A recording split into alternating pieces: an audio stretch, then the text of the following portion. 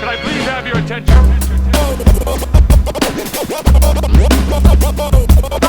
Stop what you're doing and listen. DOD45. This is the DOD45 show, drawing over discussions 45 minutes with a special guest. Welcome. I'm your host and resident artist, Tai of ArtByTai, and with my co-host, Adrian Taiwali'i, we're having conversations with people who I admire and am inspired by. On this episode, I'll set a 45-minute timer, put my pen to the paper, and we'll learn about our guest through an interview-style discussion.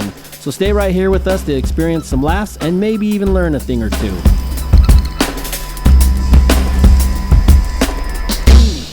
DOD45. Hello, fellow humans. People of Earth. How are you? Hello, Adrian. Clear over. How did we figure out how many miles away we are? Oh, we're 1,200. We're about 1,200. 1,200. What's that? What was the audio? That did something weird.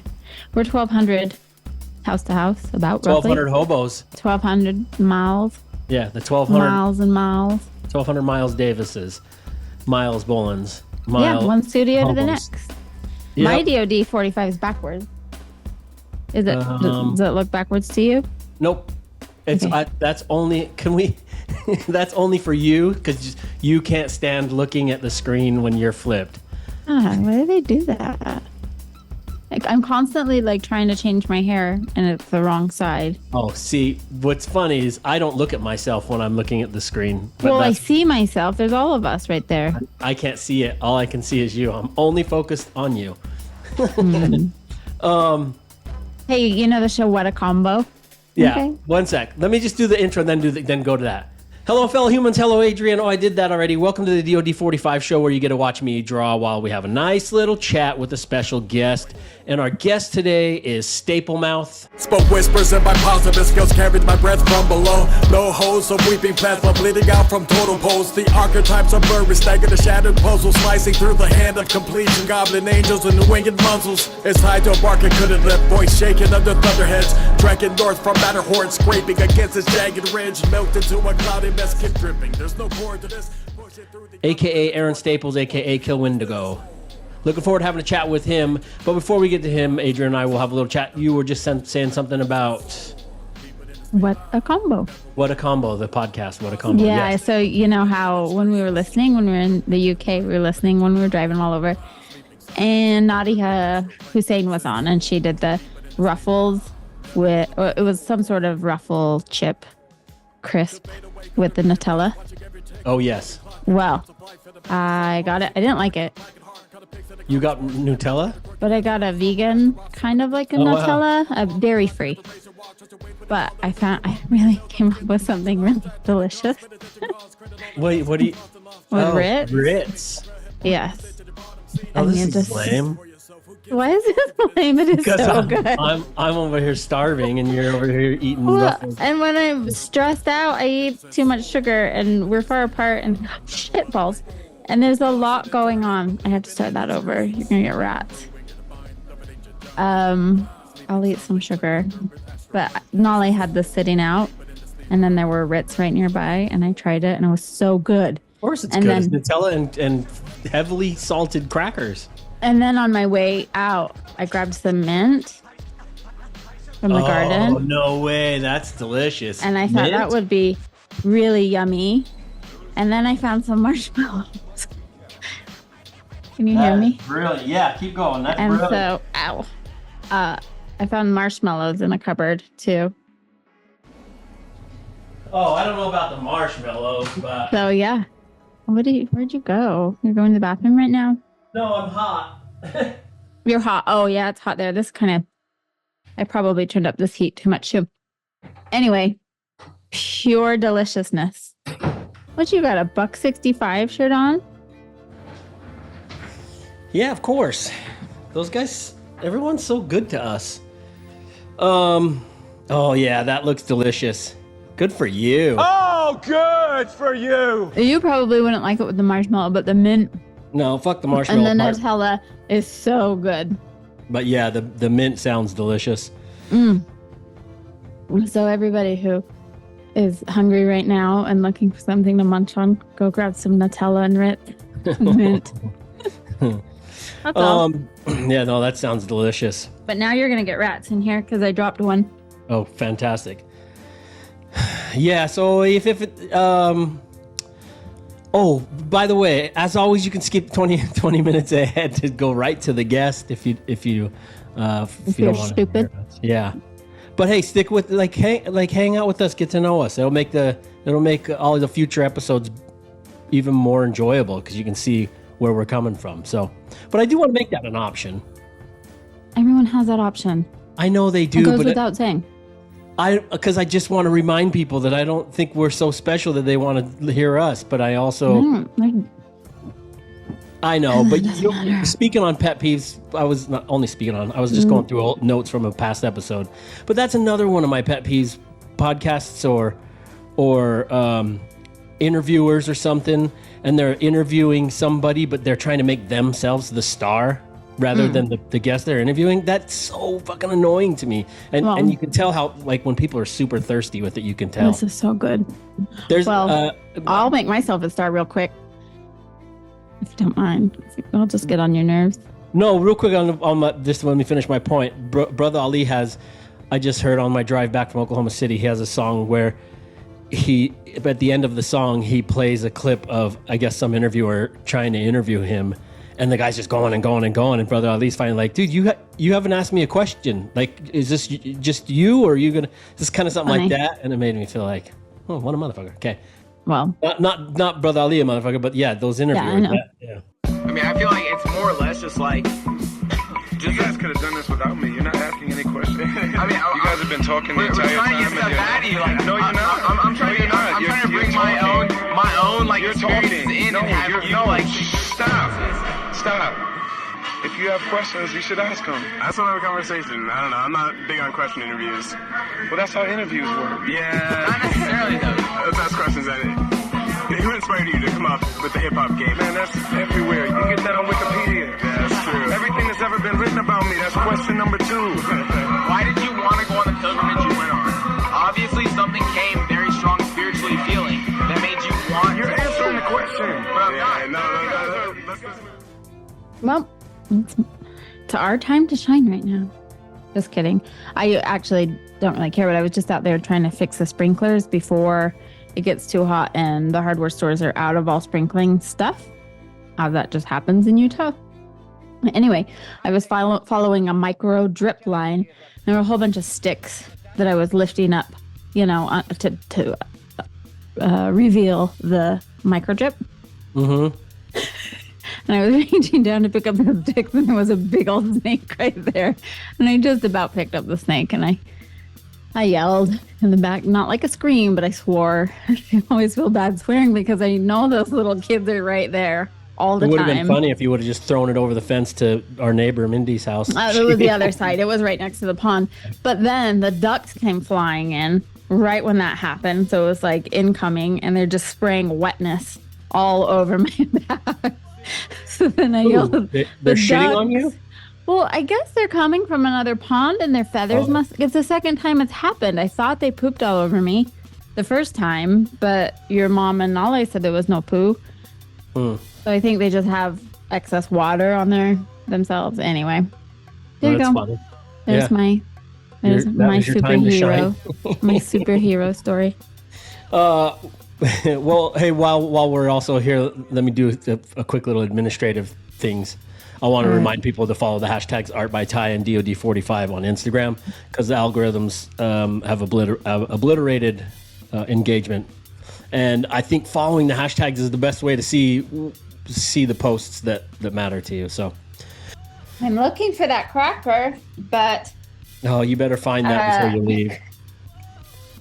I can't see it. There's you have so many leaves and things in here. I was while we were in the UK. What's the name of that book town that we were in North Wales? What's that town called? It's like famous for its bookstores. There's like 50 bookstores in one little tiny little area. We had lunch with some friends. Yeah, I do know it. Well, it was just funny. I was just thinking, I bought this book there called The 50 Rappers Who Changed the World. And I know this is available in the U.S. and everything, but I just thought it was funny to grab. Look at how much you got it for. Hardly anything. $3. £3. £3.95. But there's some pretty interesting people in this book who they say are the 50 rappers. I wanted to get the book because it was in a small town. This small town in North Wales. It was kind of actually middle Wales. Middle Wales. That's right. Sorry, we were staying in northern Wales, where we were staying at. But yeah, it's got the Roots, Mobb Deep, Salt and Pepper, Megan Thee Stallion, LL Cool J, Ghetto Boys, Nas, JJ Fad, Grandmaster Flash, Lauryn Hill, Hey Biggie, on Y. Hammer. What is it? The town. Hey on Y. Oh yeah, Hey on Y. Nicki Minaj, MC Lyte, Busta Rhymes. Yeah, it was kind of interesting. And then it's got a little story. Again, I know this book is from the U.S., but I just thought it was kind of funny to buy it. I know, and it was almost sitting out front for you. Like it was. Didn't even disappear. Like you just. No, we were leaving inside of a door. Yeah, we were just saying goodbye. Step in there. No, we were saying goodbyes to our friends that we were eating with, and just right in the doorway was the book. No, I didn't. I mean, I did have a few drinks. Another book that I was going to share is from For Whom the Cowbell Tolls. Hey, ladies, Beastie you bought Boys. That, huh? 25 years of Paul's Boutique. And Sage Francis wrote the foreword for this. And yes, I did. I saw that. From Strange Famous Records because they're Storm Davis and Sage, they're always sending stuff, free stuff. And I don't want them to have to feel like they have to do that. So I want to support the record. So I'm going to pass that over to you so you can read it and tell me how good it is. Yeah, I was actually going to order it for you, but I guess I won't do that. Shit, yeah. This is why I'm just not getting you gifts anymore. I just can't because you've already gotten everything. I'm like, oh, this would be a good idea. Well, don't get me something that I want. Get me something that you want me to want. That's usually what the gifts are. Is that right? Well, because my gifts are very you-centric. They're not for me, my gifts to you. No, that's what I'm saying. They're gifts that you know that I want that I don't buy for myself, that I need. There lies the problem. Yeah, I know. Buy everything you want. I know. I'm agreeing with you. So what do you say I should get you then? Whatever you want, because I don't really care. That's the point as well. I will buy myself stuff anyway, so I don't really care what the gift is. It feels nice to get a gift. Anyway. Well, you're not getting them anymore. Just send me GIFs, GIFs. Okay. And some people say those are called GIFs, right? Who cares what those people say? Hey, want to hit a couple of notes before? Yeah, there's one about a song. Don't go there yet. About a what? Song. We can't get to that one until we do the Chicago thing. You have written in the notes Eldine. Oh, yeah. Sweet Eldine across the street. She, when I got home, I saw her out there sitting, so I went and talked to her, the little old lady who lived here since your grandma lived here. And she's 93 years old. I think she's 95. Yeah. Anyway, she's like up there. And she had a rough year, and I was talking to her, and I said, I know you've had a rough year. You had shingles and you fell, and how are you doing now? And she goes, oh, she just gave me this look and said, I've got AGE. And it took me a minute till I was like, oh no. Oh no, is that some sort of STI? And then she just started laughing. So she's doing great. Yeah, she's the cutest as ever. Yeah, it's quite remarkable. Yeah, she lives across the street from in our Utah house. And she's 95, I guess. And she goes out there and shovels her walks. Yeah. She probably doesn't do that much anymore. Year. She got she broke her hip and got shingles, so she didn't last year. We did. Oh, you know what? She's sweet. Speaking of giving gifts and like birthdays or not just giving gifts. So I don't know if it's clear. I guess it doesn't matter, but just so people aren't confused, I'm right now staying at our Hannibal house. The Hannibal is in Missouri, and Adrian's at the Utah house because our kids, to do stuff for our kids, Adrian had to take the kids back to Utah to take care of some stuff there. So I'm staying at this Hannibal house. It's this large old home, really old, built in 1887. It's a real old home. It's never felt haunted or anything to me ever. But sometimes when you're sleeping in the home alone, I'm not trying to say like it's a huge, massive house, but it's a pretty large home. Mm-hmm. In the middle of the night, a couple of nights ago, I just kept hearing this like beep, beep, beep, beep. And I was thinking like, and we don't have neighbors, so it wouldn't have been like someone's alarm clock or anything like that. And but I was so exhausted, I just did not want to get up. So it was going for throughout the night, in the morning. So finally in the morning, I get up and I went to go search, and it was in your office. And Adrian's office is next to our bedroom. What's that? And I'm searching everywhere, and I was like, is it a rat trap or something? Because it's down on the ground. Why would I have a rat trap? I don't know. I just couldn't figure out what it was. Well, here's what it was. This fucking that card musical birthday card. Oh, I broke it. Yeah, because I punched. It would not stop. It kept going like, meep, meep. It was like trying to play the song. Yeah. The happy birthday song. I put it in a special location that didn't move ever, so it would stop. Oh my God, noise. it just kept going and going and going. But it doesn't work now. That's funny. But I mean, I don't believe in ghosts or anything, but I was like, is that a freaking ghost? A ghost alarm clock? Mm-hmm. Hey, what about, what can you tell me about bee therapy? Oh, I was reading an article where I think it's kind of weird, but these people, they have made these little huts, like cabins, little mini cabins, where you put the bees underneath the bed, the hive. So from the outside, it's almost like a drawer. You slide the hives in, and it's a built-out bed. Are you? I'm kind of following along, but not really. But that's okay. And you push these beehives in under both beds, and I think they pay like $100 an hour to take a nap. Oh my God! Yeah, in the shed. People will pay whatever. But yeah, these have been popping up in I think some Scandinavian country, but somebody here in the U.S. I think just started one. But I thought that was interesting. Apparently, if you lay on top of them, the vibrations will like. But yeah, apparently, do something to your word for that. Ions. People are talking. Well, hey, I mean, I'm not saying it. Yeah. Yeah. No, don't, because that might be a good venture, money venture for me. $100 an hour, just take a nap in my shed. Well, yeah, I guess. If I can manage to keep the bees alive. Then, yeah. Oh well. Then. Hey, well, maybe. I think our guest is here in the room, waiting to get in the room. So let me do an intro to who our guest is again today. We are going to be talking with Staplemouth, a.k.a. Aaron Staples, a.k.a. Killwendigo. He's out of Denver, Colorado. I was first introduced to Staplemouth from our episode with Thorts, the Australian rapper. Mm-hmm. That was several years ago. Interestingly enough, a guy from Denver, I'm introduced to him from Thorts over in Australia. But yeah, Staplemouth's collabed with Thorts quite often. They've done several dope tracks together. One that I really like is a track called Bad Man, Good Heart. Bad man, good heart. Don't question me, it's for the best. My work, my shit fixed to repair what's mine with the rest of the old methods. But well, the intentions are broken, the record replaced it all. Thoughts I've built for scratch to this place. That's why I'm playing hide and seek with a part of me that doesn't listen. Honestly, I'm only doing it to make the fucker disappear. Seek, well, back in hell again. Cannabis and flames to resonate with us anyway. It's always on like hell, but to become the freaking problem. So this never be our canvas, so I'll dissipate the pain away. That one's, yeah, I really dig that track. And then another one is called Myself When Young.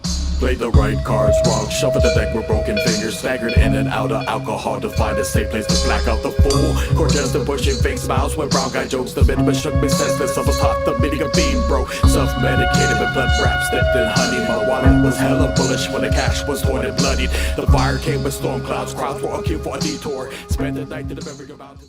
I like those two together. They sound real good together. He's got like Staplemouth's got this real low end kind of tone to his voice. It's like big and commanding. It's like the voice that you hear in a movie, like when movies have like when God's speaking. You know what I mean? Like from the skies, they hear like God speaking. And I was gonna mention that it's kind of like in Monty Python movies when God speaks, but I didn't want it to sound corny because it's not corny like that. It's just like this really kind of booming voice. It's mad interesting, and I think it's an opportunity for some remarkable collaborations. I was listening to his music the other day and started running through my head like cool contrasting vocals that he would be dope with, and Eli came to mind from Grouch and Eli, which is apropos because Staplemouth has a feature on Eli's track called The Wound from Eli's new album, Halo Boy. Until I'm pleased with the build, gathering shards on the phantom guild, piecing myself together with charms I found from the placid field. Okay, I'm vacant, drained until I feel completed, sipping nectar from the garden that was charred in the previous season. What was harmless left me broken, help me stand and walk with confidence when exploring the unknown, singing the spark I fed to the darkness. Yeah, these ones are part of me, healed by the will to feel another day. So yeah, that track's that's a cool track. Those two sound so, their voices are so far on the end of the spectrum that it sounds so good when they're together. I also think it would be super interesting to hear them with doing something with Dose One. I think that contrast, it would be super satisfying. He's got verses on a lot of people's projects. He's got a feature on Daylight Illusions from Rove's Poke the Bear album. Yeah, I have issues. Felt like I get a recovery. Addicted to the wall with empathic windows. The light was beautiful, blinding. I could see myself in a set of prison, formless and overwhelmingly sleepless, counting teeth of the cogs I grind. Feasible, but not interested to recalibrate my till time decline. 40 nights without a day, pill to everything outside the spectrum. Color hungry, just fading. Yay, swallowed by my candlelit vigil. Vacate the premises. The yes and no's belong to me. Now this dude Rove, he sent me just like out of the blue, sent me these vinyl. They just turned up in the mail, and I had heard of him, but I hadn't really listened. But what I was gonna say about that is I entirely appreciate shit like this, like the initiative that someone takes, like to send you. Like he sent that with a bunch of stickers. Find your address out of the blue. Well, I mean, we're listed. Oh, he did. He must have messaged and asked for the address. Oh yeah. Well, either way, okay. Yeah. He sent a bunch of shit. Not shit. Sent a bunch of stuff, and then sent one of the UGS Uggs mag, underground magazine that we were talking to Kay the Aquanaut about. He sent that with stickers in the area in the interview that he's in. I don't know. I like when people do, stuff like that. Like take initiative and share their work with you.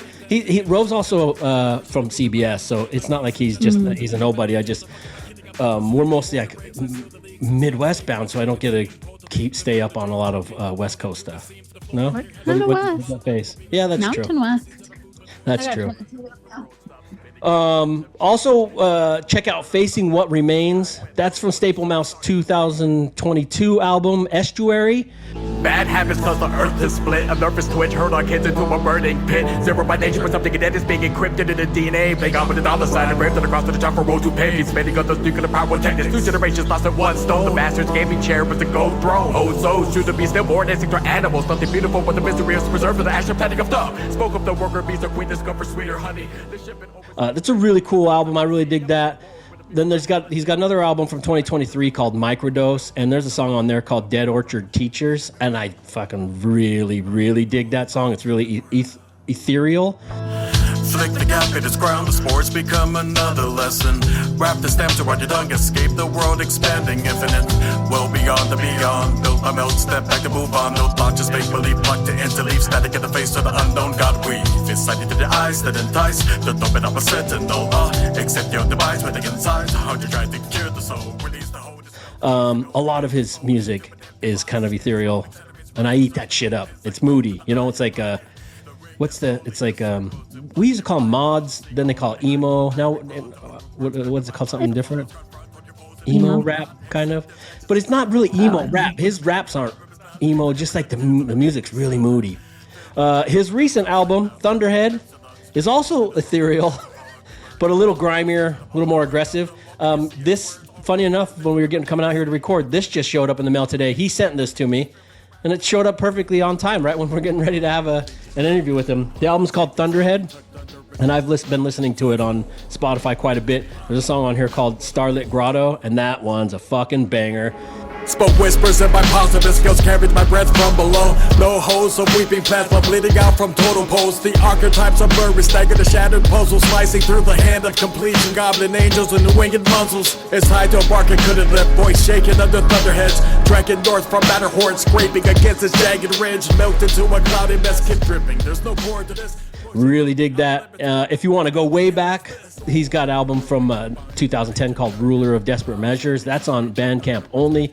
And even go further back than that, from the late 1980s, he co-founded the Proliterate. I don't know how to pronounce it. But I'm saying Proliterate Collective, which is a Hawaiian-based rap group. And somehow, this is crazy, somehow I ended up with their CD, Blue Collar Blues.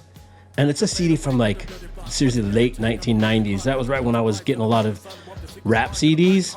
I remember having the CD. I was looking at photos. I was just kind of doing some follow-up on him, and saw the CD, and I was like, holy shit, I had that in my collection. I just realized that yesterday. I recognize the album. I don't know where I got it or how I ended up getting it. I thought that was interesting. He's also recently a member of the Saskatoon Rap Music Collective, and that's a collective of like-minded hip-hop heads who are keeping rap fun. Why are you smiling like that? I don't know. You're just looking at your bangs? I'm joking. Wasn't. His album, Three Suns Eclipse, Dormant Sky Timeframes, is a 2021 collaboration with Nameless Mist and Aloate. I'd say it's one of his most ominous projects. The track Stigmata, that really emphasizes the vibe on that album. That's the last track on the album. Scrolls unrolled across the temple throne. Behold the timeless crone. She speaks in a broken language, slitting tongues of the western savage. I just package its old in packs of bullets, stacks of weeping tablets. Tilting caskets empty, the remains are full of life. Creatures trapped by eldest metabolism, activated Cenobite stuff was found in an open grave that's nailed to propose to a poltergeist folded under cypress lace for ghosts of likes and plagues. And it's super ominous, slightly grisly sound. Like I said, it's the sound I like. Not quite sadistic, the rapper Sadistic Dark. That's a little over edgy for my taste, but somewhere in between that, somewhere in that pocket, I totally fuck with. So that album's really good. Check that out. Here's the thing. We'll get to him. I'll stop babbling here. Staplemouth's a super intimidating name. Like it's got that. It's like really grimy sounding. And even like if you look at photos of him, some of the photos he's posted of himself are also intimidating. But we had a chance to meet him in person last year at the Strange Famous Records Fest in Denver, and then again ran into him at the Atmosphere Red Rocks show. And he's definitely not intimidating in person, and that's not throwing shade at him. He's kind, and I also feel like it probably makes a difference that when I see his face, I see a family member. You know what I mean? Like that's like when I see Pacific Islanders, I'm like, it can easily be like my cousin or someone close. So that puts me at ease. So anyway, I'm thrilled to have. I thought it was nice, and I didn't feel like he was my brother. Right. Well, yeah. Okay. But I understand that probably helps. But yeah, if you look at some of the pictures, you're like, whoa, this dude's scary. In fact, when Thornton first introduced me to him, I was like, oh, yeah. And then Staplemouth's got like that sound. Yeah. But I'm thrilled to have a fellow Pacific Islander as a guest on our show. And I was going to say, it looked like your eyes were glazing over, which is my cue to just shut the fuck up and get to the guest. This is the part I try not to interrupt you. I interrupted you too much earlier. Well, no, and it just makes more sense as soon as images and music come in. Yes. It sounds like I'm just rattling off. But all right, let's get to him. Let's say hello. Yeah, ho, ho. Hey, you're listening to the DOD45 with my man ArtByTai. Today he has the really dope MC. His name is Staplemouth. He's from Hawaii. Yeah, Hawaii is awesome. It is a paradise. So mahalo, everybody. Peace. This is Awol One. Shapeshifter crew, you're representing DOD45. Check it out. Ladies and gentlemen, can I please have your attention?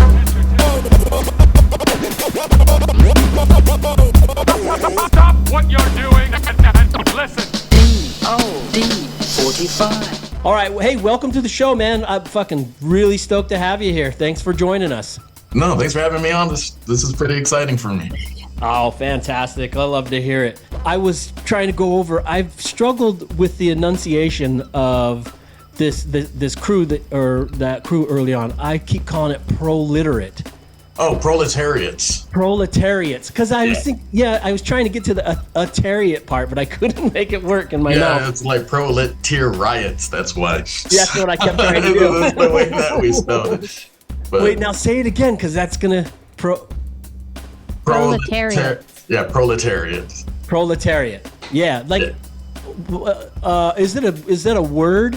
Like, is there a meaning to it, or is it a mix of words? It's a word. Oh, okay. It's pretty much like blue collar worker. The proletariat, and then it's just like a social group basically. Yeah. Just go to the factory, work, go home. Yeah. Just that lifestyle. Oh, that's cool. Then that's a cool name for a rap collective. Yeah. Yeah, awesome. Okay. Well, yeah, again, welcome to the DOD45 show. Thanks for joining us.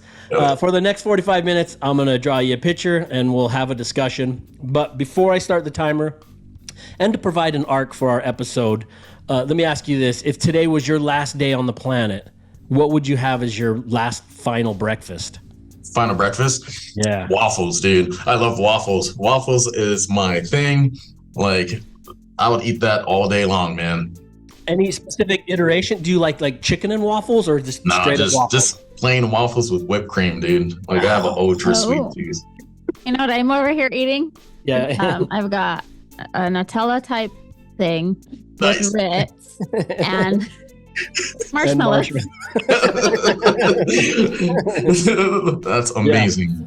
It's like a s'more type of thing going on. It is. And then I picked some mint out of the garden. I was putting that on a perfect lunch. Well, that sounds like that's a good solid meal. I feel like the last few people we've had discussions with, they're like, "Oh, I don't eat breakfast." I mean, like, I eat breakfast all day. Breakfast is like my favorite meal. So then, like growing up, feeding the kids and stuff, they'll be like, "What's for dinner?" It's like, what's for dinner? It's gonna be bacon, eggs, and pancakes and waffles or something. It's like I'd cook it all day long. Breakfast for dinner is seriously one of the best meals. For sure. All right. Well, hey, so in line with my mantra, live every day like it's your last, what did you have for breakfast this morning? I didn't really eat yet. Actually, I stopped at Starbucks just to get myself a dirty chai, but then I'll probably grab something to eat after this. All right. Yeah, don't forget it, because you don't want to miss out on your final waffles. Yeah. Are you saying I'm going to die today, dude? That would be so sad. No, I know. That did sound like that. You really did. No, yeah, I was saying, if you got to live, like they say, live every day like it's your last. Sure. You do everything you should be doing. All right, I'm going to start this timer, and then I'm going to get working on this drawing for you. Which would you rather happen? Aaron Rodgers experiencing an actual moment of clarity, or Aaron Paul reprising his Pinkman role for one more season of Breaking Bad? Oh man, I'm gonna have to go with the Aaron Paul, dude. Sports is cool, but I'm outside of the sports land, Yeah. But then no, it'll definitely be an Aaron Paul thing. I mean, I didn't watch all of Breaking Bad, but I watched enough to know that he has some pretty intense eyes. But then I'm gonna have to go with that. Do you ever get told that you have intense eyes? I mean, you don't really, but you got an intense face. I guess it depends on I guess it depends on what's going on in my life. I think a lot of time my sitting face can look as if I'm angry at something, but it's not pretty. Why are you laughing, Adrian? Because I sometimes have that face too. Oh, I got really bad. Mine's really bad. Yeah. I mean, it's kind of like a Polynesian thing, I do think that. We have that inner warrior base look, but then we're pretty chill, Yeah. Just feed me spam and I'll be good. That's funny, and that's why they give long. I think that's why whoever created the humans gave us long eyelashes, because that softens the mean look a little bit. Oh yeah, no, for sure. I mean, my eyelashes, they're always like hitting my glasses all the time, and then like, or like it's the worst thing. Like when you fall asleep and one of them goes into your eye, and then like you can't do anything for like 3 hours because you're dealing with this eyelash that's in your eye. Yeah, like it makes me sad a lot. When I was younger, that was like one of the things like that I'd get compliments from girls that I had long eyelashes. Now that I'm older, I guess your hair starts falling out, but that's why we wear hats. Right, nonstop hats and beanies when it's fucking 130 degrees. Like as long as we're wearing a hat, we'll never look over 35. Yeah, it's funny. Though this is no joke. I was just at the bar 2 nights ago, and I think this girl was just kind of fucking with me. She was like, "How old do you think I am?" And I was like, she was with this dude. They were playing pool, and I was like, I don't know, fucking 20. But she was 29 or something. But she looked like she needed, like she shouldn't even have been in the bar. Anyway, the point is, I said, well, what about me? She goes, 58? I think she was just fucking with me. Backwards. I've never experienced that. It's always like, for me, it's always like, I tell them I'm 42, and they're always like, what? You look like barely 30. And it's like, all right, I'll take that. Like we stay young until like we hit like the 60s or 70s, and then like we turn into like the shellless turtle. We look like Oogway or something from like Kung Fu Panda, like, and like when we fall asleep sitting up, leaning against the chair, and we look like we're sunbathing turtles or something. It's just it's true. I have this picture of some people might take this the weirdest way, but I have this photograph of an ape in a the zoo. Oh, silverback. Sorry, yeah, it was a gorilla, and he has his leg up, and he's kind of like lounged out. Well, Adrian took a photograph of me in the exact same position, like not in the same day. It was just like one of those things. I wasn't saying you were the one who came up with pictures together. That. Yeah, I didn't call you a gorilla. I wasn't saying it. Yeah, that's what I was saying. Like people might think I'm saying some weird shit. But every time you are like this, he reminds me of my grandpa. Yeah, when I'm looking at like silverbacks or gorillas, they've got this look on their face that my grandpa from Samoa looked like. He just always had the same look. It's in the same eyes and the same. There's something there, and I don't know. It's always interesting. No, I think it's for a lot of us, because my dad, like, he's literally built like one. So then, like, when we take the kids to the zoo, when we would take the kids to the zoo or something, and they'll be like, "Oh, look, there's Grandpa." And it's usually angry, pounding on the glass. Yeah, and that being said, folks out there, don't go around saying that shit to Polynesians. Hey, now that Office Max is vanquished, which supply chain would you prefer to reign supreme? Office Depot or Staples? Oh man, I'm gonna have to bias the Staples. Even though like Office Depot, it's kind of like like they're kind of like old school. It's like, but then like, nah, I'm gonna have to bias the Staples, dude. I guess they still exist, right? Yeah, I think so. Yeah, I thought that maybe they were gonna merge or something, but I don't know. They're probably all owned by Disney or something. Everything.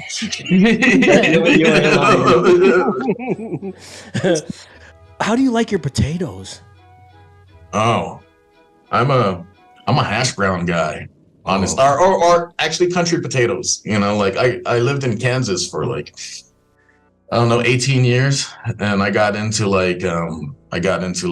country potatoes. I mean, out in Hawaii, potatoes, I mean, it wasn't really, really a thing. It was mostly rice. Taro. And taro, okay. And taro, so you had your little thing of poi and rice, But then when I lived in Kansas, like it kind of opened my world as far as like the potato land of things. And then I got into country potatoes, but then if I'm ordering it, and depending on how I feel what I'm eating, it's going to be between hash browns and yeah, that makes sense potatoes. Based off that you like breakfast, the hash browns. Hey, was there ever a cartoon character that you were afraid of when you were growing up?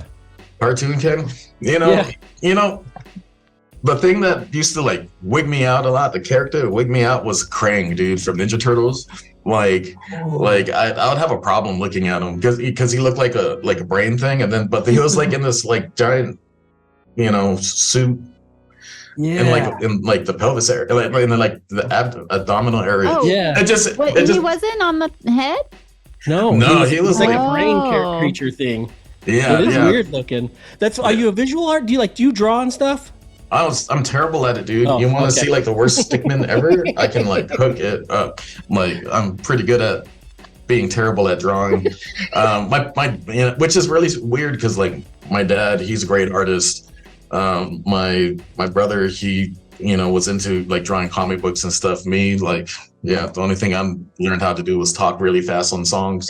So that's a serious skill. Yeah, it is for sure. I was asking that because I used to always try to draw that brain character. Like I get why this is a creepy, weird looking dude. You were considering quitting rapping pre-2020, right? Yeah. Any particular reason why? Well, actually, like I took a long break. I kind of had this situation where it was like an instant family thing. I married a girl with 4 kids. So then like I went into like this when I was 23. I pretty much stopped making music during that time. So then I really didn't get back into music until the end of 2019. The kids are all older. They're out in the world doing their own thing. Not go personal. We ended up splitting. And so then like it gave me more time to do stuff again, like raising triplet girls and this and it just took up all my time. And so then like I had to prioritize my focus on family more than music. But then like I honestly probably wouldn't have come, like if you asked me in the beginning of 2019 if I would ever do another track again, I probably would have laughed at you and be like, nah. Those things, like. Yeah, and now you've released like 2 vinyl since. And was there anybody in particular that said, that got turned you in, like not turned you in, but like said, you know what, you should be making music again? Or did you just come to a realization after? Honestly, like what happened was, like that was like some dark times for me, like for sure. And then like what I had to do, I wasn't really on social media or anything during that whole time too. So then I had to start a Facebook again because my old account was deactivated so long that it was completely nuked off of their servers. I mean, I'm sure it's still there, those bastards. Yeah. But then like I didn't have access to it anymore. So then I had to create a new account, which, like doing that, I had to reach out and add my friends again, and like the first couple people that reached out to me was Awol, the producer Awol. He reached out and he was like, should get back into music again. And then another one that reached out to me was Chesky. He was like, dude, get back into music. So then like it was just like I just went off of that. But it was mostly Awol that pretty much said, here, let me like set you up with a group of guys over here, get some tracks going, we'll send you some beats and stuff.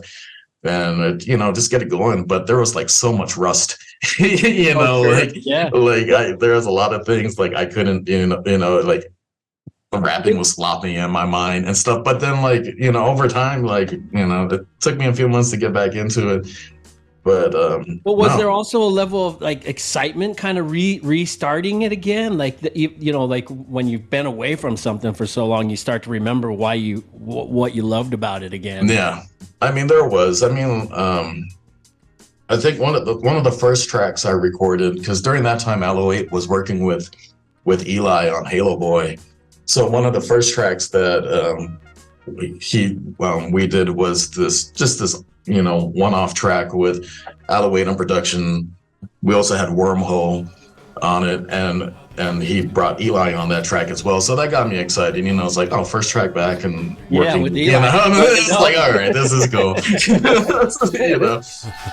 From glowing flames, the light travels through us all, and it knows my name. It guides us down a checkered path of brotherly trust and faith. Believe me, friend, but I tell you that we're broken parts of the same. We bleed in sin, believe in death, invest in a we can caress our death and push our limits to seize our breath and speak with blue between our lips and try to become a televised version of ourselves. A brittle false image of fake gods that spit in the Yeah, that's good. That's a good way to start it out. Well, I'll tell you what.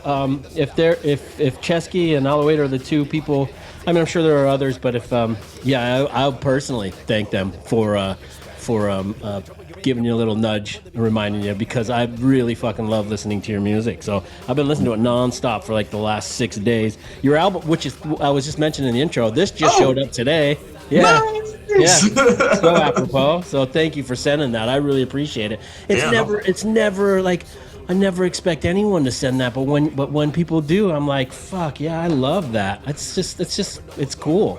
I mean, I support, like, I still drop money, but I do like getting shit in the. There's nothing like getting a little care package, getting a box and it's just full of random tapes and stickers. Yeah, I was just mentioning the intro too. That just showed up 2 days ago. It just showed up. I love that Poke the Bear album is so good.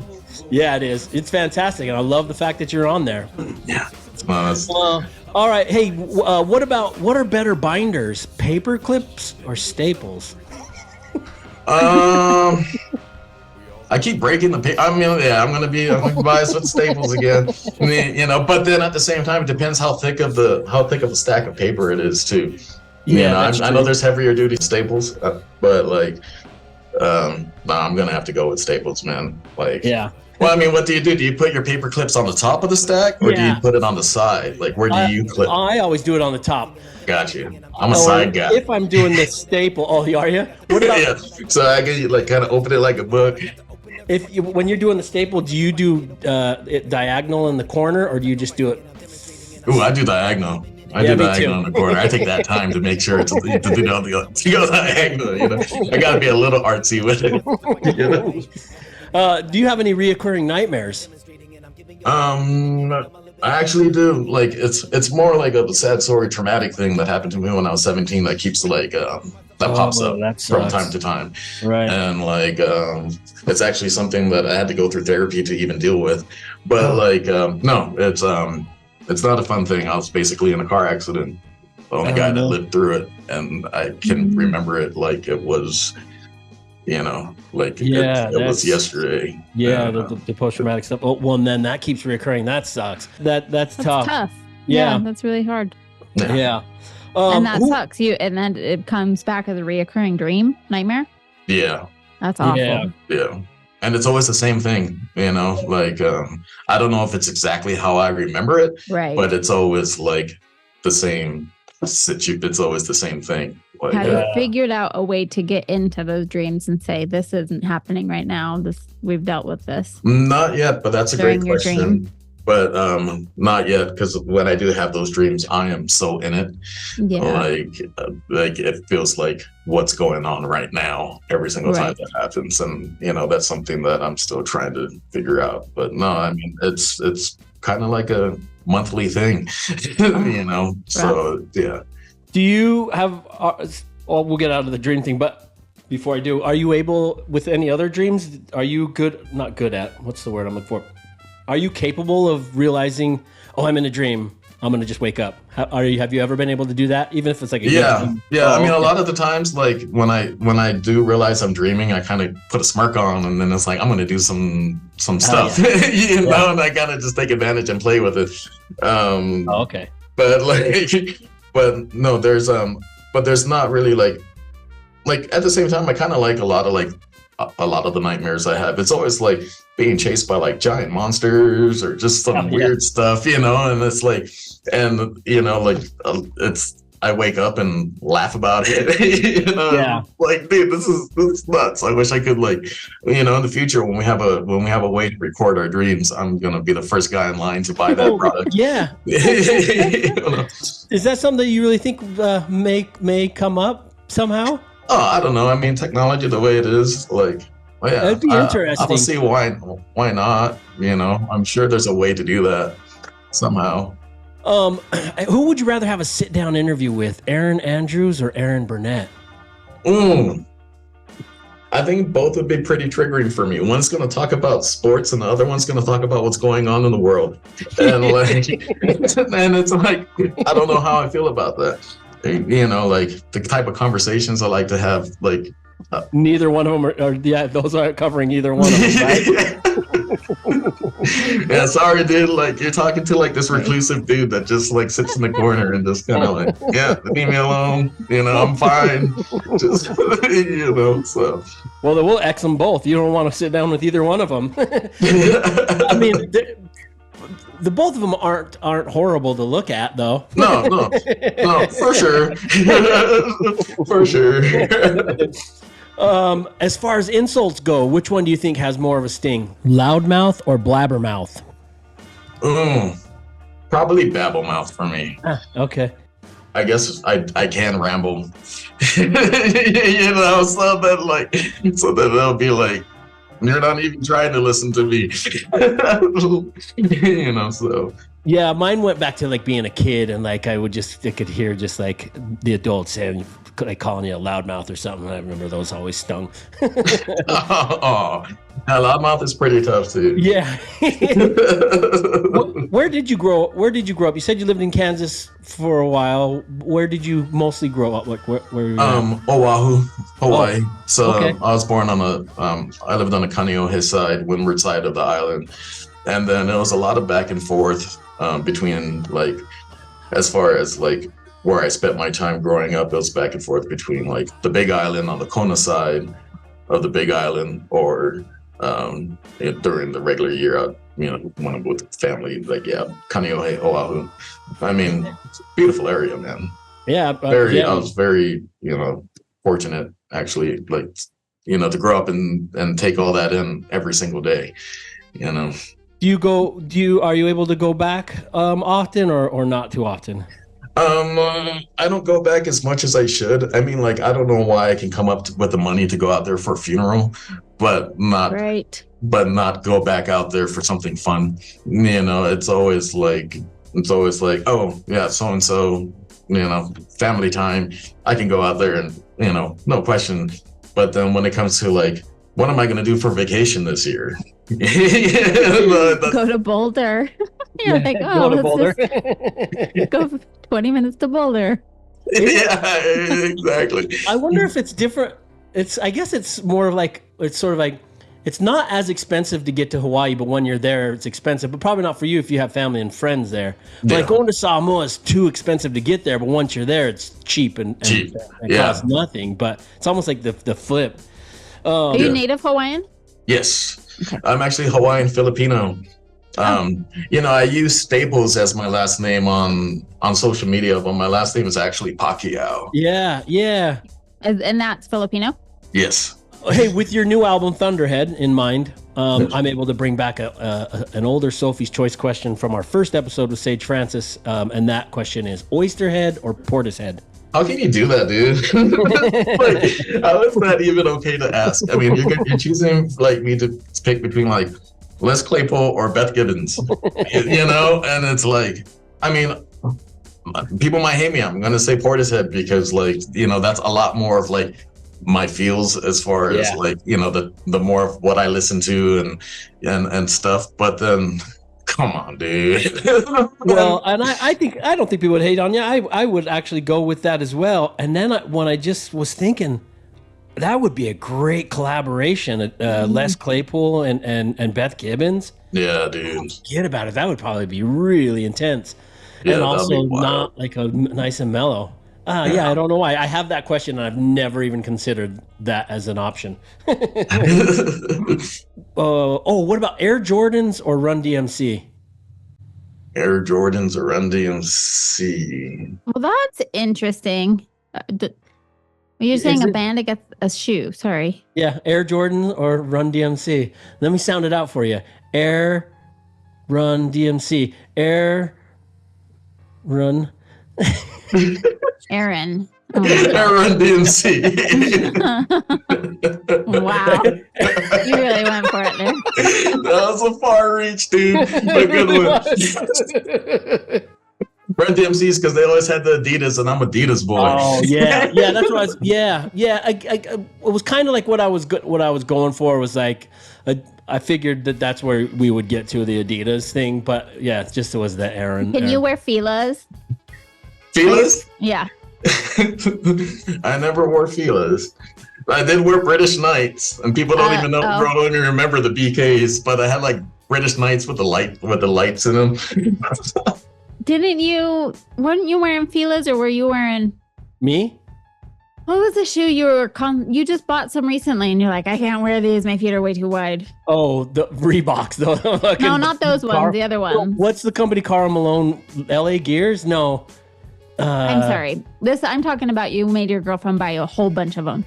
Oh, Pumas, yeah. Could you ever wear those? I used to rock the Pumas. Do you have wide feet? That's what we're getting No, at. I couldn't wear Pumas. I have to wear if I do wear I wear a lot of Adidas. I wear a lot of Sauconys actually, and Converses. I like high tops. I do you have typical Polynesian feet, wide? Yeah, no, that's definitely wide feet. There's a lot of stuff I can't wear. A lot of time growing up, I had to wear skater shoes because they had the wider, so I wore a lot of DCs and stuff. It's just real flat-footed, real flat shoes with flat wide shoes. Bro, give it 3 more years and you'll be, and it's it becomes, I don't care if it looks fly anymore. I can't fucking stay on my feet. I'm these are the widest New Balance shoes that they make because I couldn't fucking stand on my feet any longer. Because I kept trying to get in the the dope shoes that I always like to wear. Oh yeah, no, for sure. That's the problem with that. And the thing that works, and the other thing that doesn't work for us are insoles. We can't put insoles in anything either. It doesn't help.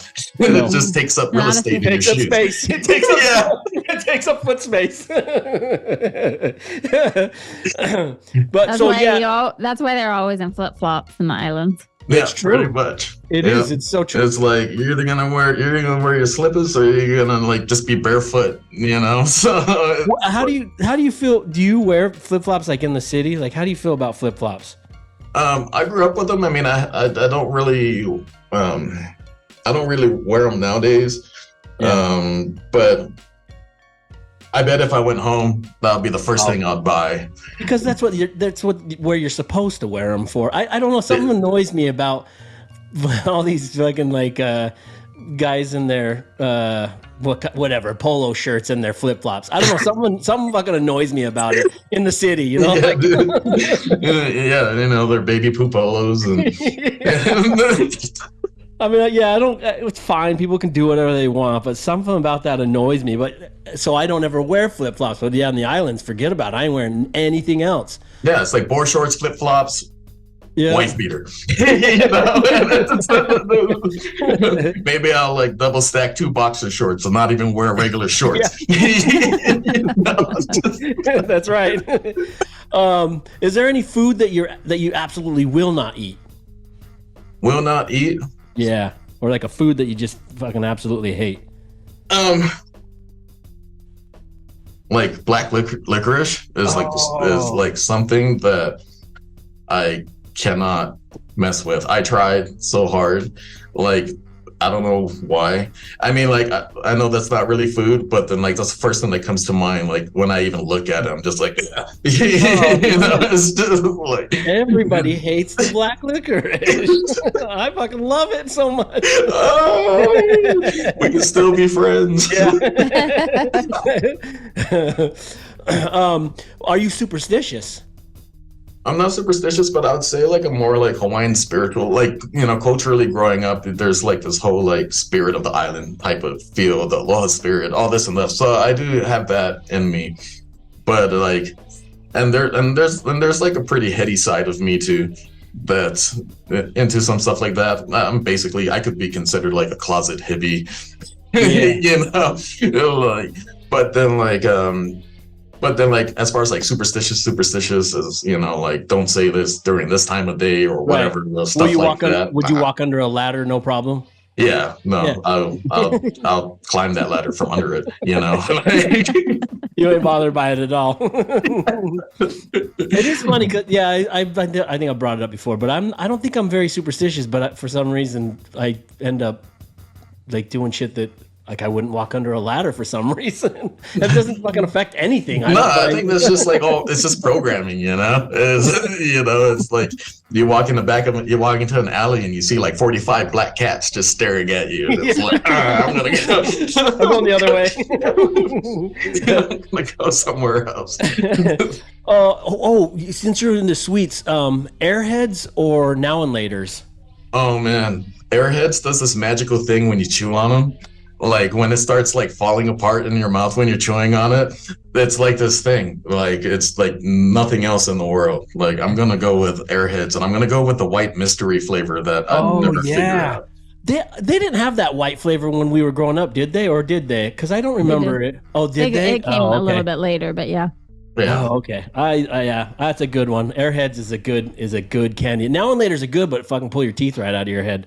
Yeah, and sometimes like they can be like too hard, like the initial bite, the initial, but like no, but those are still delicious too, because there's like this weird, like when you first eat an hour later, there's like this weird sharp sweetness thing that happens. Like there's like this initial sweet shock thing. Yeah. And then then that's delicious too. But yeah, it's more so like the textures of eating an Airhead. Yeah, that is a thing that they discovered with those Airheads. Yeah, when it starts breaking down in there and it starts dissolving, it's like magic is the perfect descriptive word for that. It's like, what kind of sorcery is this? You guys are geniuses. Yeah. Who would you rather be trapped on an island with? Not a Hawaiian island, but Bruno Mars or Barack Obama? I'll chill with Bruno. Yeah. I'll chill with Bruno. Those are two Hawaiians, Adrian. I'll chill with Bruno. Oh, really? Like, I feel like we could relate on some things. But then, Barack Obama, I mean, he would be cool too. I wouldn't have a problem with that. But then, if I had to choose between the two, I'll be like, okay, well, I think I can last longer with. But then I don't know how long we'll survive on the island. Yeah. Who's handling the cooking and all of that? If out of you and Bruno. Yeah, see that'll be a problem. I mean, luckily we both grew up on raw seafood, so that we can make it work. and spam cans of spam forever. So. Yeah, cans of spam. That's life. Oh, no, yeah, you don't not in Hawaii. Yeah, I said not a Hawaiian island. Sorry, you don't get spam. Spam doesn't only exist in Hawaii. I know. I'm just joking.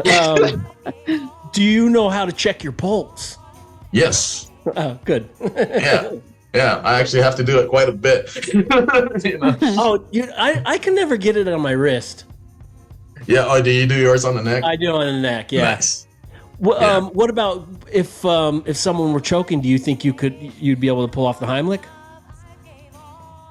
I'd probably break the rib cage. I'm not mean to, I'll go into this panic mode and probably overexert, and then and just put a little too much, and then I mean I've had to practice it. I had to get my Oh yeah. Yeah, CPR stuff and Heimlich stuff, but then I'm afraid. I mean, I'll do it if I really needed to, but I'm more afraid of probably breaking somebody. Ripping them in half and then getting sued. Yeah, that shit does happen. Yeah. Hey, what's the story behind Killwendigo?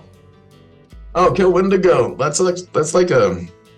It's me doing music more in my personality. The Staplemouth stuff is actually super dark, and it's when I'm Staplemouth, it's me. It's because I'm big on mental health, so it's me trying to relate, trying to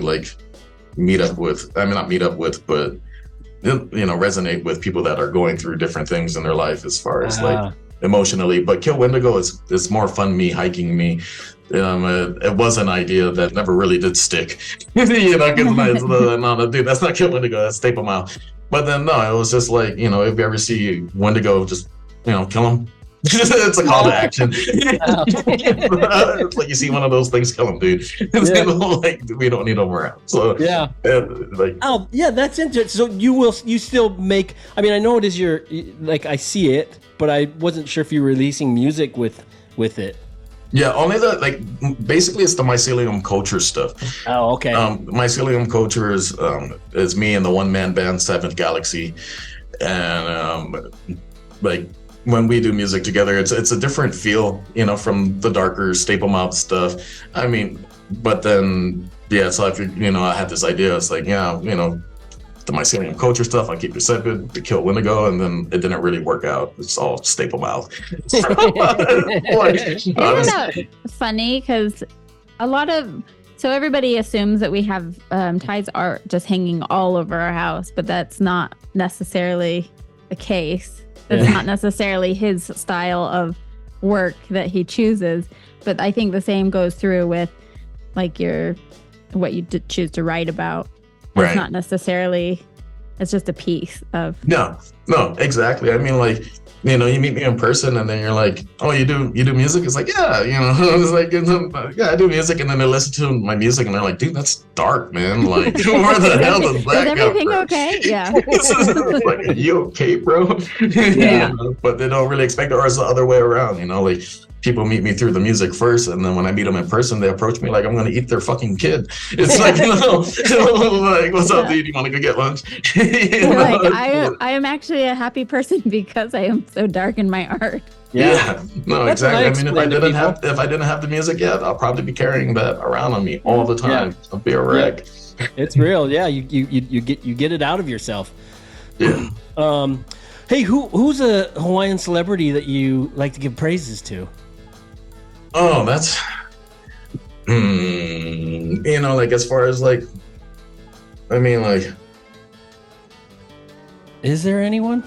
I mean, like, because you kind of grow, like when you're like growing up in Hawaii, you kind of grow up and they're like a lot of the Hawaiian celebrities, there are a lot of like, you know, there are a lot of people that speak in your like elementary school, you know, assemblies and stuff, yeah. You know, so they don't really have that, like, it doesn't really have like an untouchable celebrity feel to them. It's just like, oh yeah, you're the guy that always shows up in, you know, my, you know, assembly, you know, talk, you know, so, but then like musicians and stuff, like maybe like Don Ho or something, or like, I don't know. There's like a lot of them are mostly comedians, you know, like, I guess I'm thinking about back in the past and not like current as far as like, you know, The Rock or something, you know, that grew up on like the, you know. Yeah, I think that's probably for some reason I thought Keanu Reeves was from Hawaii. Keanu Reeves is from was out in Hawaii too. Keanu Reeves was out there. I think Ernie Reyes Jr. was out there. I think Tom Cruise's ex-wife was born in Hawaii as well. Really? Like Nicole Kidman. I don't know. She's Australian. I know she's Australian, but I think she was born in Hawaii. Oh. I think. We do have a question that we got to get to.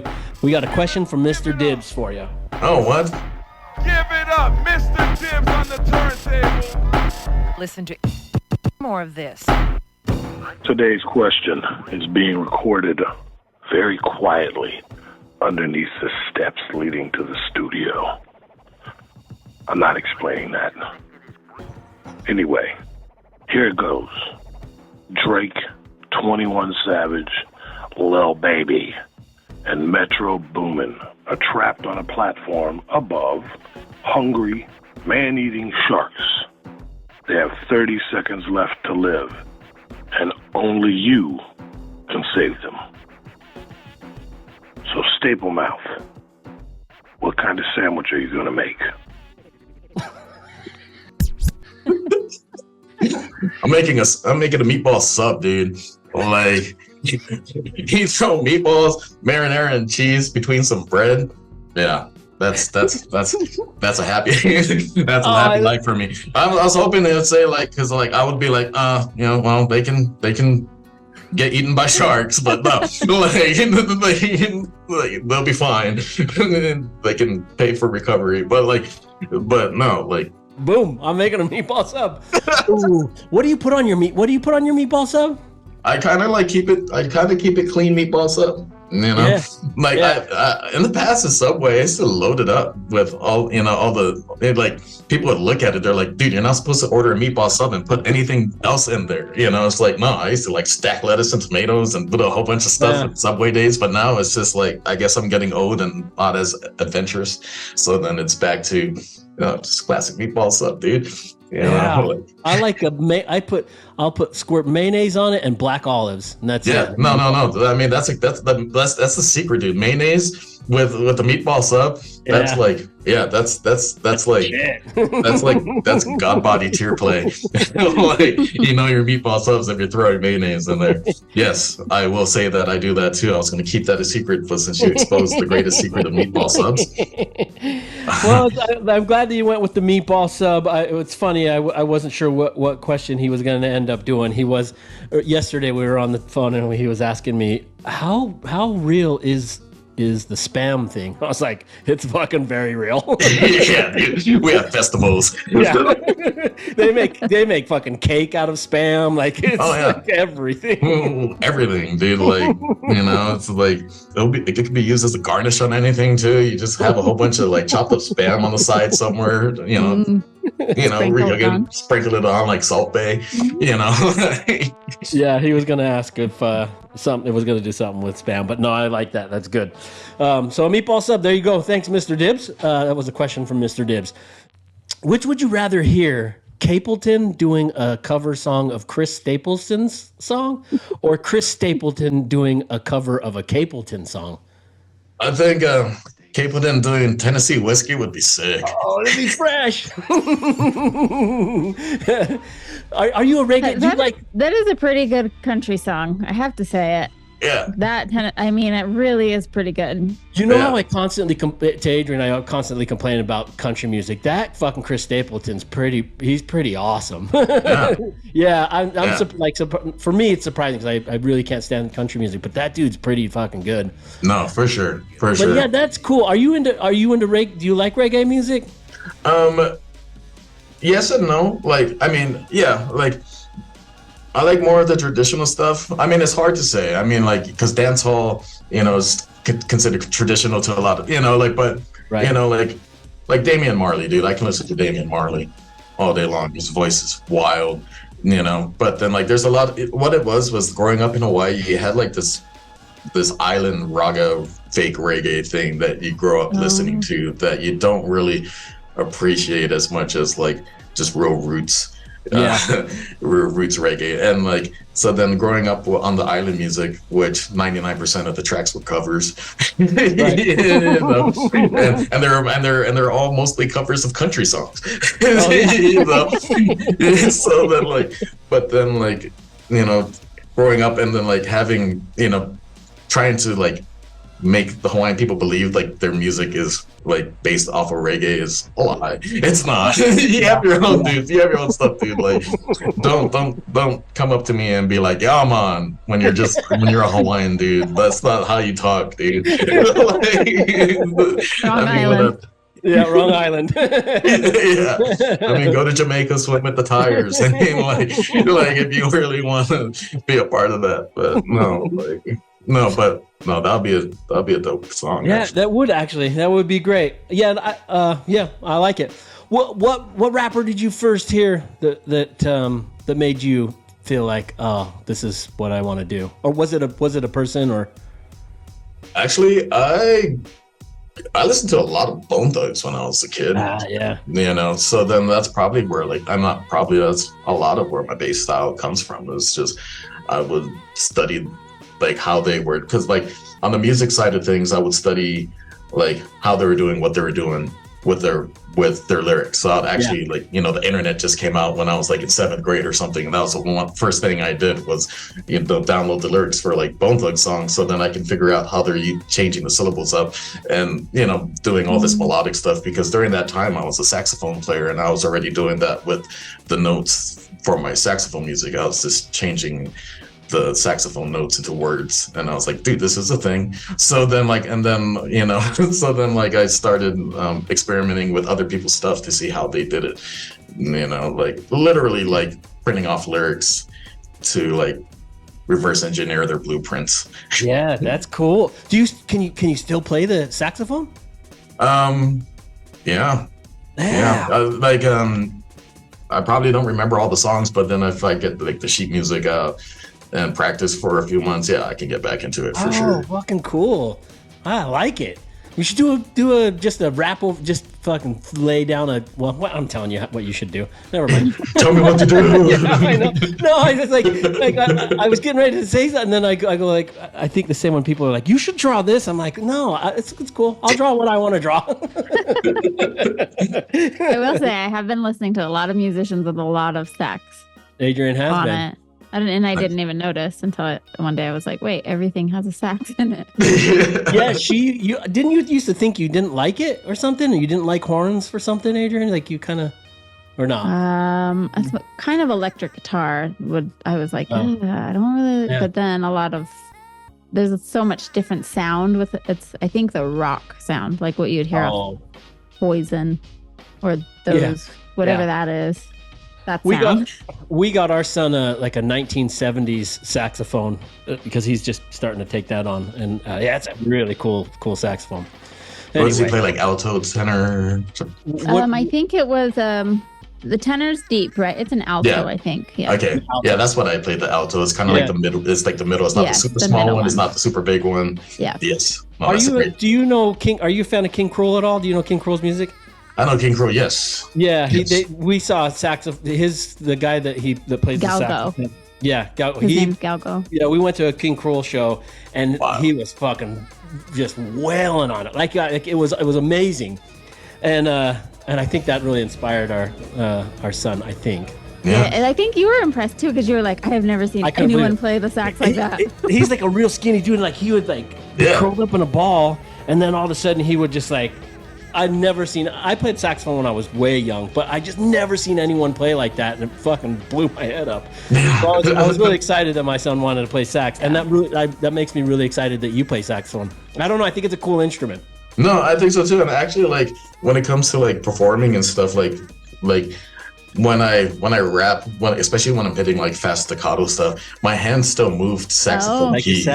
So then I mean I turn my hand up and they're like that, but it's still moving to fingering as if I'm fingering keys and stuff to hit it. So that's cool. Yeah, I love shit like that. So you're making the same notes, and that's fun. Yeah, it's fun. What kind of accent are you better at doing? An English accent or an Australian one?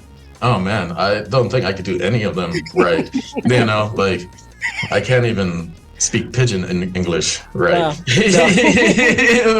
Australian's really hard. I think you can't do a Thorts impersonation. Yeah, I can say Thorts' name the way he likes it to be said, but that's probably the only thing I can say. I think you really have to say out the consonant or the vowels right. Yeah, Thoughts. and that took a lot of practice, like I remember there's one time like Thorts just kept correcting me over and over again. I was like, Thorts? It's like, no, Thoughts. It's like you're saying thoughts. It's like, oh, okay, thoughts. That's the only thing I could probably like. Well, it doesn't help that he doesn't spell it like thoughts, and he spells the thort. Yeah, I think a half hour of our episode was trying to figure out how to say thorts. Who would you make a better heater with, Vince Staples or Vinny Paz? I'm gonna go with Vince Staples. Vinny Paz is sick, love Vinny Paz. But then as far as like style, like because I'd kind of want to do something a little more swaggy in delivery.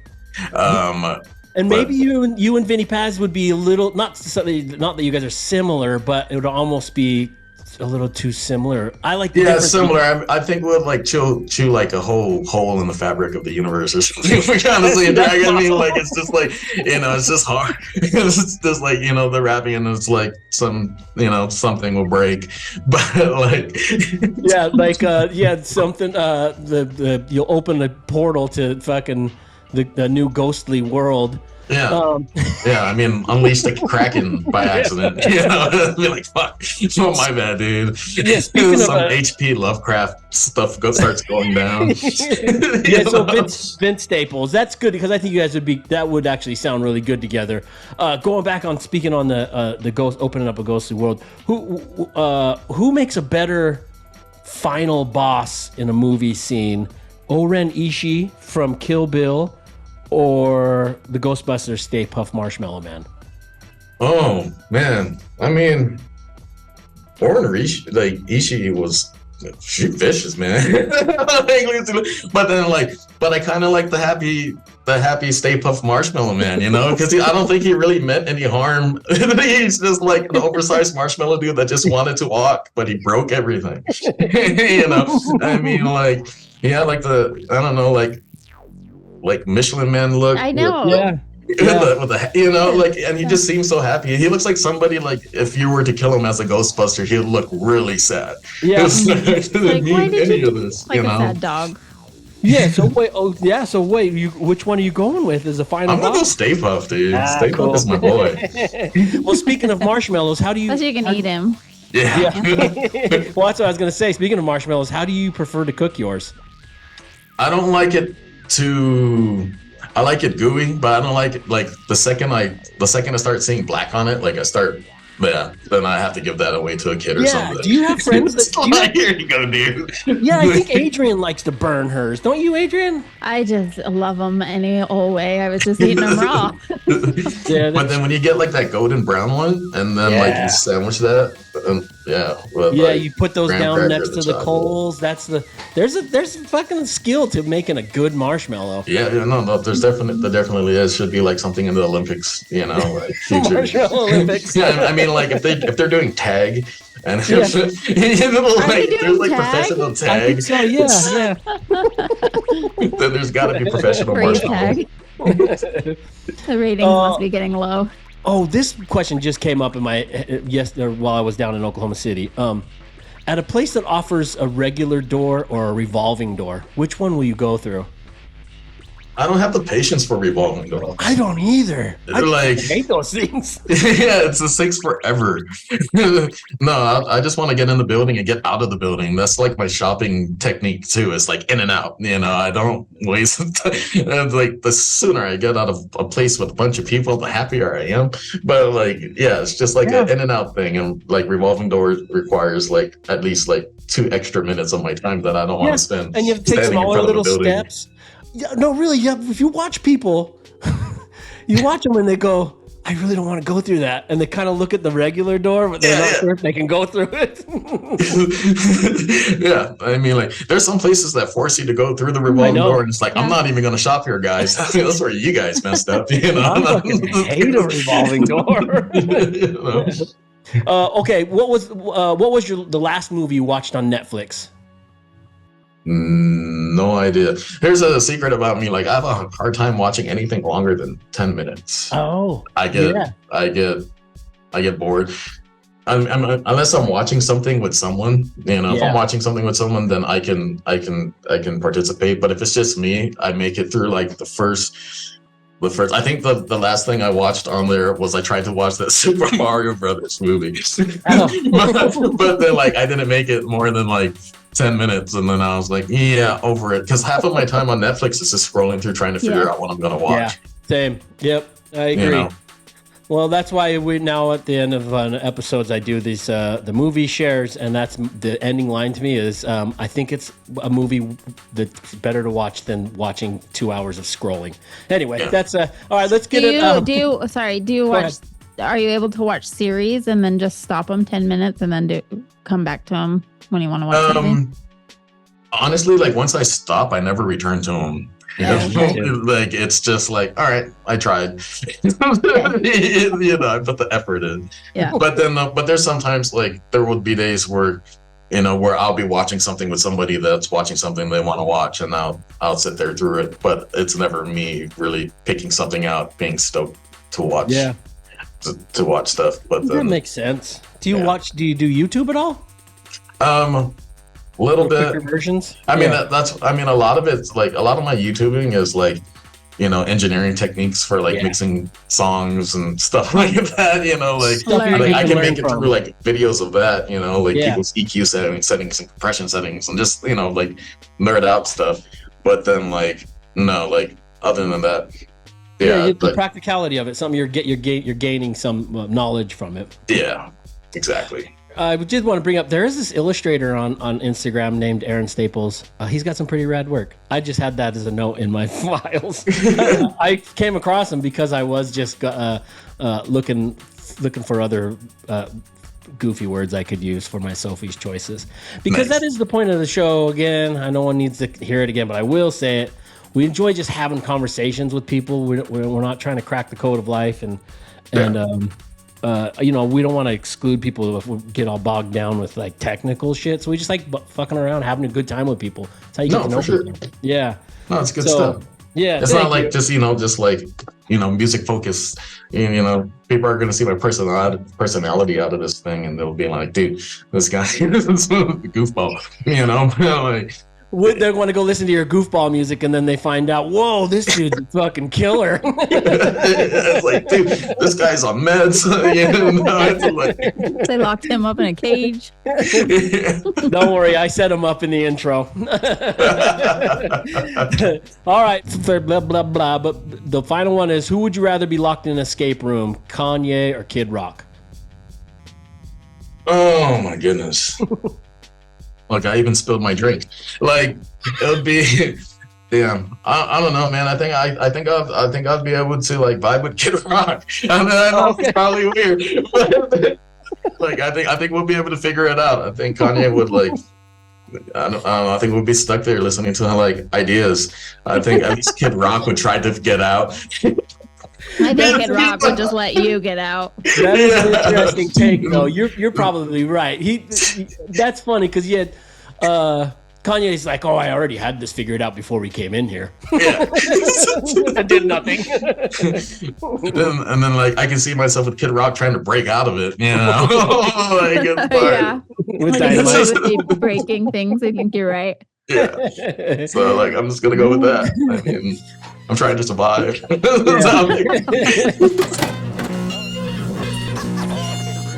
I hope you're enjoying the discussion with our guest that you're watching right now.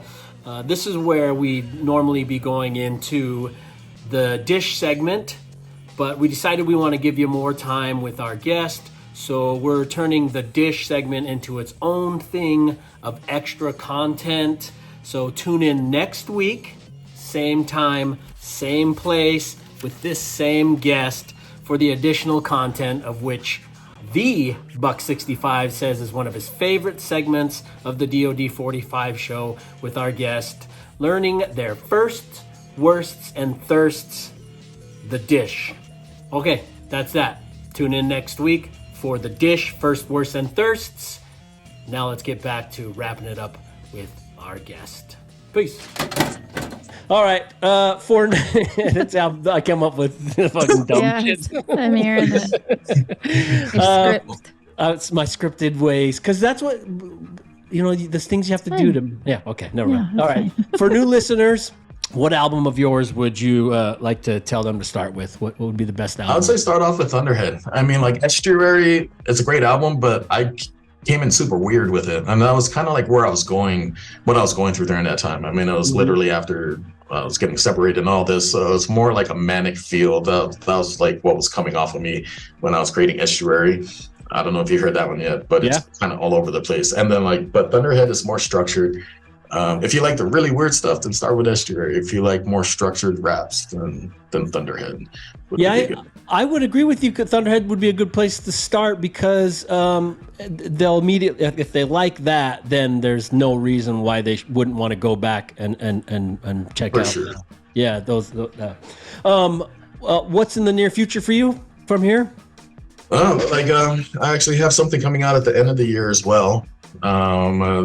Completely produced by German producer Nablonsky. It's going to be my sad album. I mean, like different albums are different feels, so this is my sad album, but that's coming out at the end of the year. Maybe I shouldn't say where yet. No, that's fine. I'll hold back on that. But then, you can hold back on that. Because that's what I was going to say. Well, two things. I'll go back to that. When you're writing something where you say like, this is my sad album, when you go into writing it, are you writing like, okay, I got to write a song like this? Or did it just turn out that all the songs you were writing at the time were kind of... A lot of like these, I have a series, I'm working on a series right now, which started with Estuary. and they're all like mental. It's like the whole project is awareness for mental health, basically. The estuary, it's me. It's my manic side. It's me like just not knowing what to do. So I'm just like scrambled and trying to figure everything out. The beats are chaotic and there's barely any structure to any of the songs.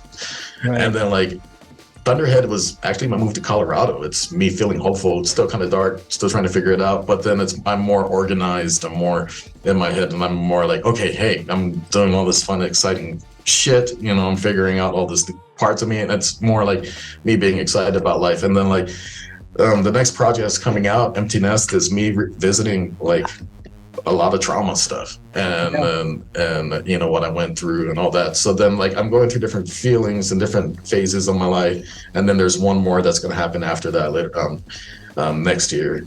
And then after that, I'm working with like producers like Rove. You know, Rove is amazing, and I have a lot of little projects going on. Good for you. As well, another mycelium culture project too. You know, so like cool. Yeah, so it's like I have all this time for music now, and I'm just, you know, using it, like taking advantage of it. Well, yeah, so that's what I was. Then my follow up to that is where do you prefer? Like, what's the best way for people to stay informed? Like, when you do have the album coming out, or where it's going to be coming out, what's the best way for them to be up to date on what your moves are? Instagram. That's pretty much where I'm active. Okay. Like, I get sick when I log into Facebook for some reason. This is too much talking about tonight. It was like this is too much noise. So it's like, you know. But no, Instagram, like that's where I'm most active. Okay, I saw you do have a Bandcamp, but are you using that often or? No, because a lot of the stuff I do is released under whatever label took the project. So it's not like I'm releasing it under my own thing. So like you'll find feel my one release on, you'll find Estuary on Extraordinary Rap, which was weird rap back in the days, or you know, Thunderhead and Mycelium Culture. You'll find it on the El Grande Bandcamp. I don't know if you heard of Three Suns Eclipse project with me, but that, you know, you'll find out on Pen Thief. You know, so it's just, we just let, you know, whatever label decided to back it. Yeah, I mentioned Stigmata as one of the song on that I really, really, really like off that album. Nice. Yeah. Well, there you go, folks. That's where you can find out what's happening. It's Staplemouth _ Killwendigo, right? That's yes, sir. At Staplemouth _ Killwendigo. Yeah, it's fucking really been awesome chatting with you. To complete the arc of our episode, how do you typically prefer to end your day? Tired, hopefully, because other than that, I deal with like I can stay up forever, dude. Like borderline insomniac, you know. So like a lot of my days bleed into each other, right? And that's where you learn how to turn the fucking ceiling fan with your mind. Yeah. That's what it's like. Come on, this is gonna happen one day. So there you go. That's the answer. That's typically how Staplemouth likes to end his day, turning the ceiling fan with his mind. Yeah, that's awesome. Man, it was a pleasure fucking having you on the show. Thanks for having me, guys. There's your otter laying on his back with the microphone. Yes, look at him. Mycelium growing in there. He's amazing. I will definitely get that way more detailed for you and colored and get it sent out to you. But thank you. Yeah, it was a pleasure having you on the show. And you fucking, I'm really happy that we connected. And I've mentioned that goes thanks to Thorts. So thanks to him for that, because I think you're a swell human, and it doesn't hurt that you're a Pacific Islander. So yeah. All right, man. Have a great rest of your day today, and I'll stay in touch with you. All right. Awesome. Okay. Later, guys. Bye. Good to see you again. Stepping out of the report, the bus get to the bus, all the captains stop up every other. Secret of the owns of the ponds, the builders, the potters, creators of the human order. Repeating the cycles that build the bird, being twisted into opposite directions. Oh, yes. Yes. Aloha. Aloha. Aloha. Yeah, it's great. Fantastic. Thanks, Staplemouth. See, wasn't lying. Just got the, just really like that guy. Yeah. He's really nice. Yeah. Here's the finished drawing, everybody. He had mentioned that he really liked sea otters, and I didn't know this, but one of the things he mentioned that he loves how they open up a clamshell. Have you seen that? I didn't know that. Huh? Yeah. Like on their belly, like then they open up a clamshell with a rock, like and their little pups will go lay on their belly too. Yeah, it's kind of really adorable. Cute. Yeah. So yeah, that's that, and he's holding the microphone and some mycelium here. I know mycelium is not just mushroom. That's why I put all these roots going down here into the water. The mushroom is the fruit. Yeah, of the mycelium, or no, mycelium is the life the mushroom part is the actual fruit. And I don't know. Well, it's fun. It's a fun drawing. I like sea otters. And I've never drawn one like, on their back in the water. What do they have? Flippers? Or what are they? I think they're webbed feet. Webbed feet? Yeah. Yeah, they're interesting things. Anyway, if you're new to the show, the drawing is as much as I could get done during our conversation with our guest. Then I added more color and detail to the drawing. So that what you're looking at on screen right now is the finished version. One time someone was commenting like, "Oh, I looked away and then came back and the drawing was done," because they thought the show was live. Oh, like how the hell did? I think they were drawing along too. I don't know. It was funny.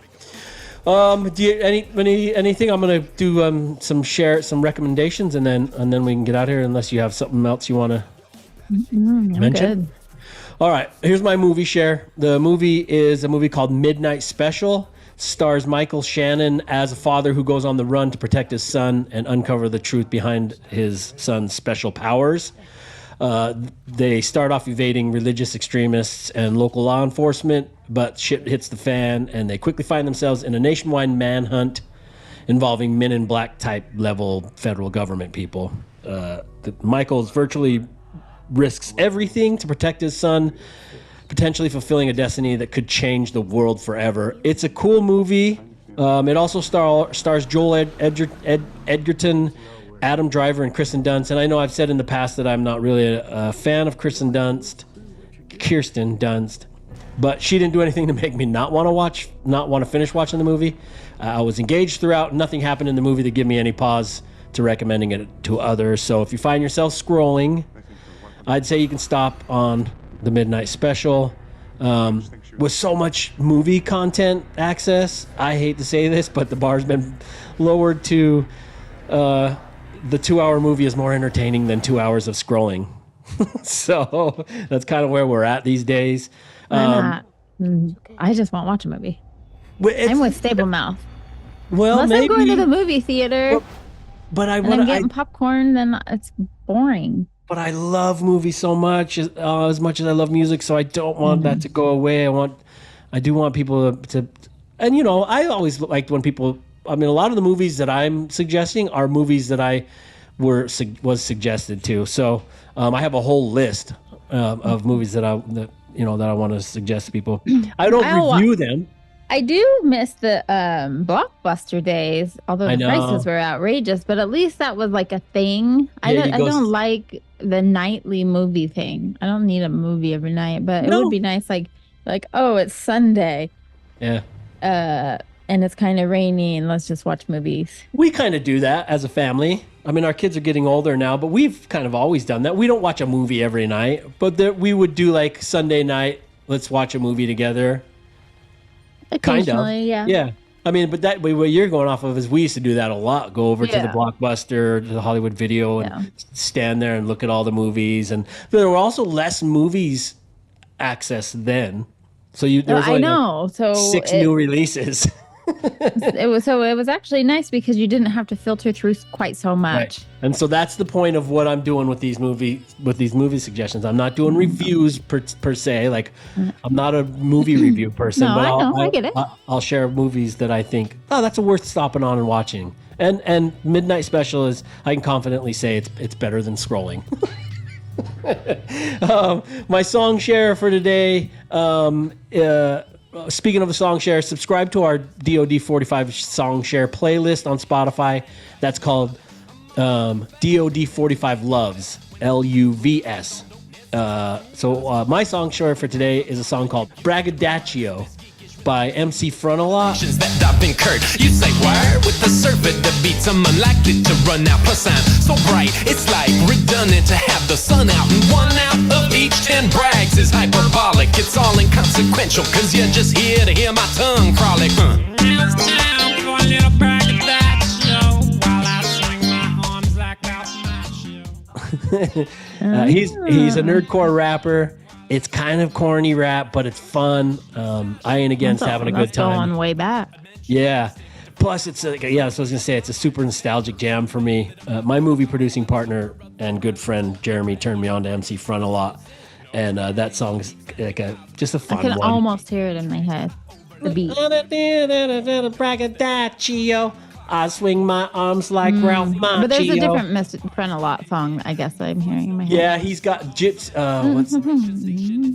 Girl. Oh shit. That was me rapping. Yeah. Yeah. I was trying to find this country song for a different episode of this today. That's how I came across that Tennessee whiskey. I'm like, is this it?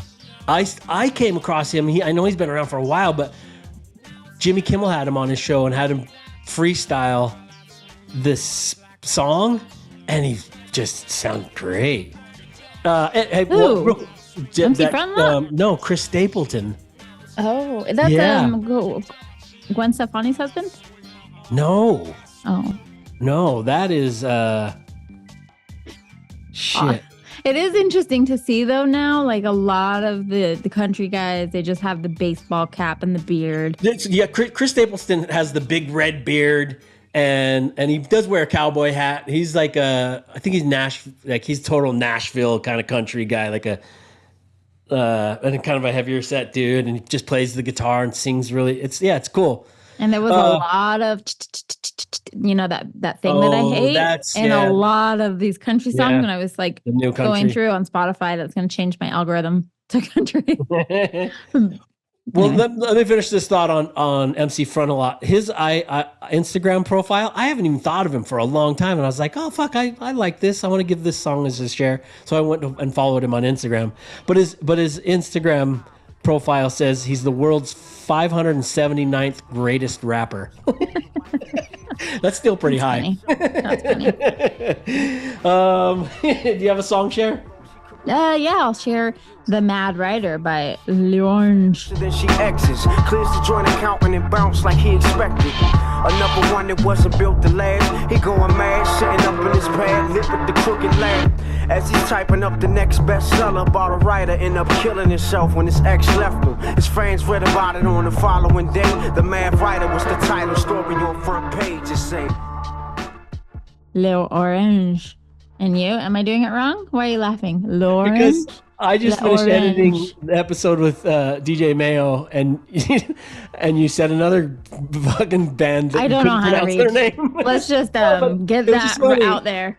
Resource student. It's not a read thing. Your last. It's L'Orange. It's just funny. An L and apostrophe. The bands I can't. That you share. Yeah, I don't know. It's like when I'm reading a book, I just assume a name, but audio hear it, you just have no idea what it's actually But that's not what I'm getting at. What I'm saying is the last band you shared, their name was Lake. Lake. But I'm saying you share all these bands with band names that you can't fucking pronounce. Not you, anyone. So anyway. I don't remember what I was doing. I was on, I'm going to choke. I was on one of the Spotify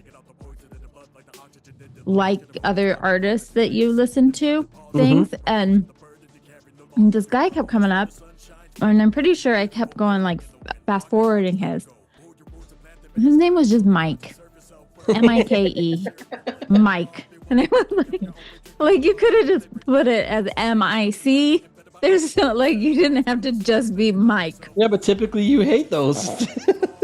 I misspellings of names. M-Y-K. Well, no, I know, but come on, funny. Mike. That's funny. You can't just be a rapper called Mike. Why can't you? Oh, was he was it rap music too? I can't remember actually. Well, so what's it the was name a while ago, and I was the song share. The Mad Writer and L'Orange and you. Why you? Okay. That's it. All right, there you go. There's our recommendations. Check them out, and they're certified plus. They're certified enjoy by us, and you can learn that you can decide if you like them or not by following the DOD45 Loves Spotify playlist. And even though we're sharing our playlist on Spotify, we would prefer you to buy music from artists if they have band camps, or just throw them money right on their websites or wherever. Buy their music or support them, please, because music is what makes the world go round. Music is life itself. That is a Nietzsche quote. Here's my joke. Did you hear about the man who invented the knock-knock joke? No. He won the Nobel Prize. I thought we weren't doing jokes anymore. Why did you think that? It was never the case. All right, everybody. We're not active on X, but we do have an account if you want to share episodes, etc. It's at DOD45 Show. Please follow us. Follow the hashtag ArtByTai and DOD45 for useful and fun content on Instagram at DOD45W. I try to do daily fun hashtag posts. I also do those at the ArtByTai, TAI. Like, share, subscribe, and review, because that does help us land future guests. You do that for us, and we'll keep these episodes ad-free. DOD45.com and ArtByTai.com.